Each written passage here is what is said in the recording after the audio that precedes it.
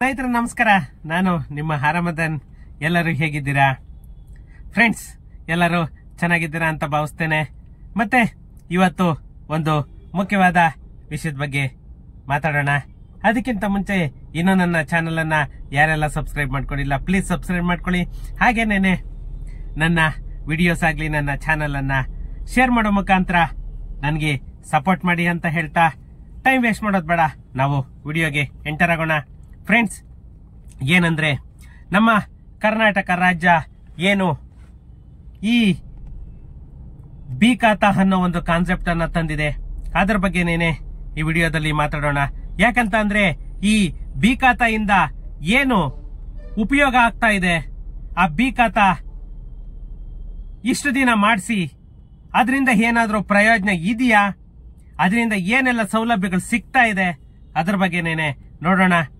ಯಾಕಂತಂದ್ರೆ ಈ ಬಿ ಖಾತಾ ಆಸ್ತಿದಾರರಿಗೆ ಈ ಸಂಕಷ್ಟ ಅನ್ನೋದು ತಪ್ಪಿಲ್ಲ ಅಂತಲೇನೆ ಎಲ್ಲ ಕಡೆಗೂ ಮಾತಾಡ್ತಾ ಇದ್ದಾರೆ. ಯಾಕಂದ್ರೆ ಅಷ್ಟು ಪ್ರಾಬ್ಲಮ್ಸ್ ಅನ್ನೋದು ಕ್ರಿಯೇಟ್ ಆಗ್ತಾ ಇದೆ ಈ ಬಿ ಖಾತಾ ಇಂದ. ಕರ್ನಾಟಕದಲ್ಲಿ ಬಿ ಖಾತಾ ಹೊಂದಿರುವಂತಹ ಎಲ್ಲ ಆಸ್ತಿದಾರರಿಗೂ ಕೂಡ ಸಂಕಷ್ಟ ತಪ್ಪಿದ್ದಲ್ಲ. ಯಾಕಂದ್ರೆ ಒಂದಲ್ಲ ಒಂದು ಸಮಸ್ಯೆ ಅನ್ನೋದು ಸೃಷ್ಟಿ ಆಗ್ತಾನೆ ಇದೆ. ಈ ಬಿ ಖಾತಾ ಆಸ್ತಿದಾರರಿಗೆ ಏನು ಪರಿಹಾರ ಸಿಗ್ತಾ ಇದೆ ಅನ್ನೋದೇನೆ ಒಂದು ಕೂಡ ಅರ್ಥ ಆಗ್ತಾ ಇಲ್ಲ. ಒಂದು ಬಾರಿ ಪರಿಹಾರ ಮಾರ್ಗವಾಗಿ ಕರ್ನಾಟಕ ಸರ್ಕಾರ ಏನು ದುಪ್ಪಟ್ಟು ತೆರಿಗೆಯನ್ನ ಮತ್ತೆ ಶುಲ್ಕವನ್ನ ಪಾವತಿಸಿಕೊಂಡು ಈ ಬಿ ಖಾತಾ ಅನ್ನೋ ಒಂದು ಖಾತೆಯನ್ನ ನೀಡಿದೆ. ಆದ್ರೆ ಇದು ಯಾವುದಕ್ಕೂ ಕೂಡ ಉಪಯೋಗಕ್ಕೆ ಬರ್ತಾ ಇಲ್ಲ. ಅಂದ್ರೆ ಇವರು ತಮ್ಮ ಖಜಾನೆಯನ್ನ ತುಂಬಿಸಿಕೊಳ್ಳೋದಕ್ಕೆ ಮಾತ್ರನೇನೆ ಈ ಕಾನ್ಸೆಪ್ಟ್ ಅನ್ನ ತಂದ್ರ ಅನ್ನೋದು ಒಂದು ಸಂಶಯ ಬರ್ತಾ ಇದೆ. ಯಾಕಂತ ಅಂದ್ರೆ ಇವರು ಒಂದು ಬಿ ಖಾತಾ ಆಗ್ಲಿ ಅಥವಾ ಎ ಖಾತಾ ಆಗ್ಲಿ ಅಥವಾ ಈ ಖಾತಾ ಆಗ್ಲಿ ಒಂದು ಕಾನ್ಸೆಪ್ಟ್ ತರಬೇಕು ಅಂತಂದ್ರೆ ನಾಳಿಂದು ಯೋಚನೆ ಮಾಡಬೇಕು.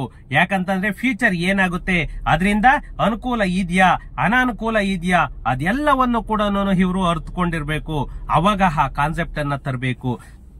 ಇಲ್ಲಿ ಈ ಬಿ ಖಾತಾ ನೋಡ್ತಾ ಇದ್ರೆ ಪ್ರತಿ ದಿನ ಒಂದೊಂದು ಸಮಸ್ಯೆ ಅನ್ನೋದೇನೆ ಕಸ್ಟಮರಿಗೆ ಸೃಷ್ಟಿ ಆಗ್ತಾ ಇದೆ.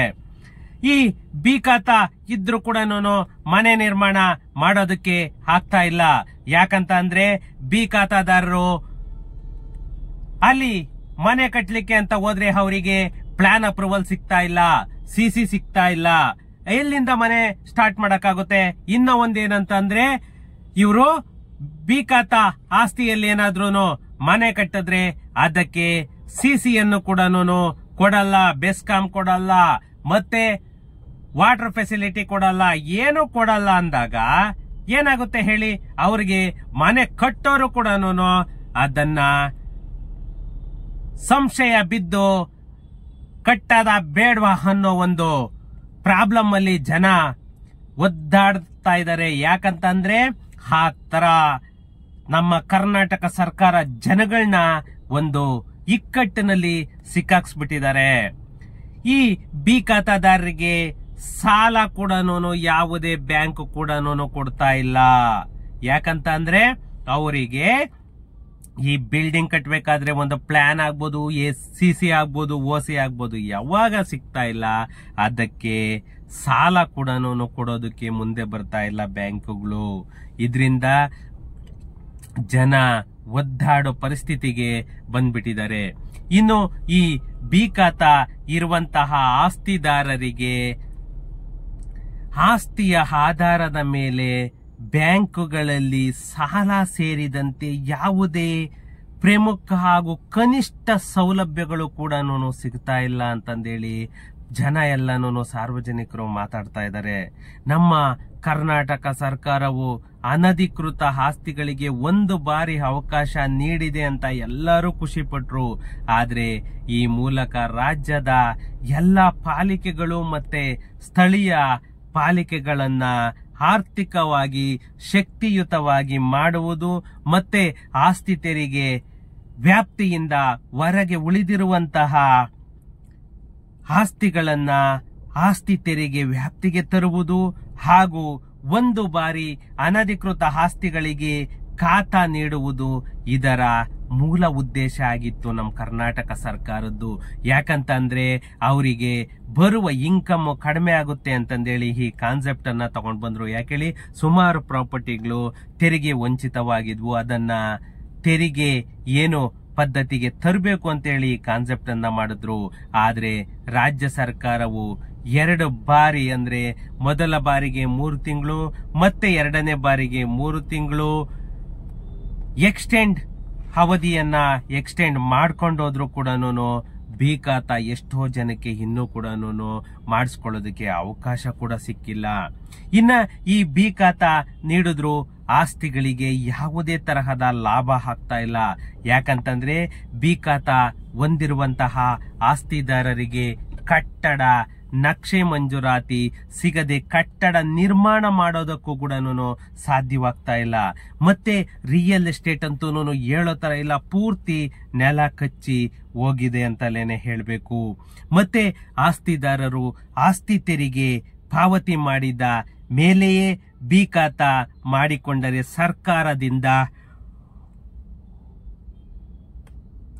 ಸರ್ಕಾರದಿಂದ ಕನಿಷ್ಠ ಸೌಲಭ್ಯ ಸಿಗಲಿದೆ ಅನ್ನೋದು ಕೂಡ ಇವಾಗ 100% ಸುಳ್ಳು ಆಗಿದೆ. ಯಾಕಂತಂದ್ರೆ ಯಾವುದೇ ಫೆಸಿಲಿಟಿ ಸಿಕ್ಕಬೇಕು ಅಂತಂದ್ರೆ ಇವರು must and should plan approval ಮಾಡಿರ್ಬೇಕು, ಸಿಸಿ ಆಗಿರ್ಬೇಕು, ಓಸಿ ಆಗಿರ್ಬೇಕು. ಆವಾಗ ಮಾತ್ರನೇನೆ ಇವರಿಗೆ ಪ್ಲಾನ್ ಅಪ್ರೂವಲ್ ಅನ್ನೋದು ಸಿಗೋದು. ಇನ್ನೊಂದು ಕಡೆ ಈ ಬಿ ಖಾತಾ ಆಸ್ತಿಯನ್ನ ಮಾರಾಟ ಮಾಡೋದಕ್ಕೆ ಆಗ್ತಾ ಇಲ್ಲ. ಯಾಕಂತಂದ್ರೆ ಈ ಬಿ ಖಾತಾ ಇರೋವೆಲ್ಲ ಕೂಡ ಸರ್ಕಾರದ ಕಡೆಯಿಂದ ಲಾಕ್ ಮಾಡಿದ್ದಾರೆ. ಯಾವುದೇ ಸಬ್ ರಿಜಿಸ್ಟರ್ಡ್ ಆಫೀಸಿಗೆ ಹೋದ್ರು ಕೂಡ ಅದು ಖಾತಾ ಓಪನ್ ಆಗ್ತಾ ಇಲ್ಲ. ಮತ್ತೆ ಮನೆ ನಿರ್ಮಾಣ ಕೂಡ ಮಾಡದ ಪರಿಸ್ಥಿತಿಯಲ್ಲಿ ಜನ ಒದ್ದಾಡ್ತಾ ಇದ್ದಾರೆ. ಇದರ ನಡುವೆ ಸರ್ಕಾರ ದುಬಾರಿ ಶುಲ್ಕವನ್ನ ಪಾವತಿ ಮಾಡಿಕೊಂಡು ಈ ಬಿ ಖಾತಾವನ್ನ ಕೊಡ್ತಾ ಇದ್ದಾರೆ. ಇದು ಅವಶ್ಯಕತೆ ಇದೆಯಾ ಜನಗಳಿಗೆ? ಇವರು ತಮ್ಮ ಬೇಳೆಯನ್ನ ಬೇಯಿಸ್ಕೊಳ್ಳೋದಕ್ಕೋಸ್ಕರ ದುಪ್ಪಟ್ಟು ತೆರಿಗೆಯನ್ನ ಹಾಕಿದ್ರೂ ಕೂಡ ಜನ ಆ ದುಪ್ಪಟ್ಟು ತೆರಿಗೆ ಮತ್ತೆ ಶುಲ್ಕವನ್ನ ಪಾವತಿಸಿ ಖಾತಾ ಮಾಡಿಸ್ಕೊಂಡ್ರೆ ಅದರಿಂದನೂ ಯಾವುದೇ ಪ್ರಯೋಜನ ಇಲ್ಲ ಅಂತಂದ್ರೆ ಏನಕ್ಕೆ ಮಾಡಬೇಕು? ಇನ್ನು ಈ ಬಿ ಖಾತಾ ಆಸ್ತಿಯಲ್ಲಿ ಗೊಂದಲಗಳು ಯಾವುದೇ ಇತ್ಯರ್ಥ ಆಗಿಲ್ಲ, ಹಾಗೆಯೇ ಮುಂದುವರಿತಾ ಇದೆ ಅಂತ ಹೇಳ್ಬಿಟ್ಟು ಜನ ಎಲ್ಲನೂ ಆರೋಪ ಮಾಡ್ತಾ ಇದ್ದಾರೆ. ಈ ಅನಧಿಕೃತ ಮತ್ತು ರೆವೆನ್ಯೂ ಆಸ್ತಿಗಳಿಗೆ ಒಂದು ಬಾರಿ ಖಾತಾ ನೀಡೋದು ಮತ್ತೆ ಬಿ ಖಾತಾವನ್ನ ಮಾಡಿಸ್ಕೊಳ್ಳೋದಕ್ಕೆ ರಾಜ್ಯ ಸರ್ಕಾರ ಎಲ್ಲ ರೀತಿಯ ಅವಕಾಶವನ್ನ ಮಾಡಿಕೊಟ್ಟಿದೆ. ಆದರೂ ಯಾವುದೇ ತರಹದ ಪ್ರಯೋಜನ ಆಗ್ತಾ ಇಲ್ಲ. ಬಿ ಖಾತೆ ಮಾಡಿಸಿಕೊಂಡು ಆಸ್ತಿದಾರರು ಅವರ ಆಸ್ತಿಗಳನ್ನ ಬೇರೆಯವರಿಗೆ ಮಾರಾಟ ಮಾಡಿದರೆ ಅದು ರಿಜಿಸ್ಟರ್ಡ್ ಆಗೋದು ಕೂಡ ಆಗ್ತಾ ಇಲ್ಲ. ಇಂತಹ ಪರಿಸ್ಥಿತಿಯಲ್ಲಿ ಜನ ಒದ್ದಾಡ್ತಾ ಇದ್ದಾರೆ. ಇದೆಲ್ಲನೂ ನಮಗೆ ಬೇಕಿತ್ತ ಅನ್ನೋ ಒಂದು ಇದ್ರಲ್ಲಿದ್ದಾರೆ. ಯಾಕಂತಂದ್ರೆ ನಮ್ಮ ರಾಜ್ಯ ಸರ್ಕಾರ ಜನಗಳಿಗೆ ಏನ್ ಮಾಡ್ತಾ ಇದೆ ಅನ್ನೋದೇನೆ ಒಂದು ಕೂಡ ಅರ್ಥ ಆಗ್ತಾ ಇಲ್ಲ ಫ್ರೆಂಡ್ಸ್. ಈ ಬಿ ಖಾತಾ ಯಾವತ್ತಿಗೆ ಎಲ್ಲ ಸಮಸ್ಯೆಗಳಿಗೆ ಪುಲಿ ಸ್ಟಾಪ್ ಅನ್ನ ಹಿಡುತ್ತೆ ನಮ್ಮ ಕರ್ನಾಟಕ ಸರ್ಕಾರ ಅನ್ನೋದು ತುಂಬಾನೇ ಮುಖ್ಯವಾಗಿದೆ. ಯಾಕಂತಂದ್ರೆ ಈ ನಮ್ಮ ಕರ್ನಾಟಕ ಸರ್ಕಾರ ಈ ಬಿ ಖಾತಾ ಕಾನ್ಸೆಪ್ಟ್ ಅನ್ನ ತಂದು ಜನಗಳಿಗೆ ಒಂದು ನೆಮ್ಮದಿಯನ್ನ ಹಾಳು ಮಾಡಿದೆ ಅಂತಲೇನೆ ಹೇಳ್ತೇನೆ. ಇನ್ನು ನೋಡಿ 1 ಮಂತ್ ಇಂದ ಹೇಳ್ತಾ ಇದ್ದಾರೆ ಇನ್ನು ಇವತ್ತು ಓಪನ್ ಆಗುತ್ತೆ ಬಿ ಖಾತಾ ಅಂತ ಹೇಳ್ಬಿಟ್ಟು ರೆವೆನ್ಯೂನಲ್ಲಿ ಇನ್ನೂ ಓಪನ್ ಆಗಿಲ್ಲ. ಈ ಮಂತ್ ಎಂಡ್ ಒಳಗಡೆ ಓಪನ್ ಆಗುತ್ತೆ ಅನ್ನೋ ಒಂದು ಎಲ್ಲಾ ರೀತಿಯ ಮುನ್ಸೂಚನೆಗಳು ಇದೆ. ಅದರಿಂದ ಎಲ್ಲರೂ ಕೂಡ ತಮ್ಮ ಆಸ್ತಿಯ ದಾಖಲೆಗಳನ್ನ ರೆಡಿಯಾಗಿ ಇಟ್ಟುಕೊಂಡಿರಿ. ಯಾಕಂತಂದ್ರೆ ಇನ್ನು ಮ್ಯಾಕ್ಸಿಮಮ್ 1 ವೀಕ್ to 10 days ಒಳಗಡೆ ಖಾತಾಗಳು ಅನೌನ್ಸ್ ಆಗ್ತಾ ಇದೆ. ಎಲ್ಲರೂ ಕೂಡ ಈ ಬಿ ಖಾತಾವನ್ನ ಮಾಡಿಸ್ಕೊಳ್ಳಿ.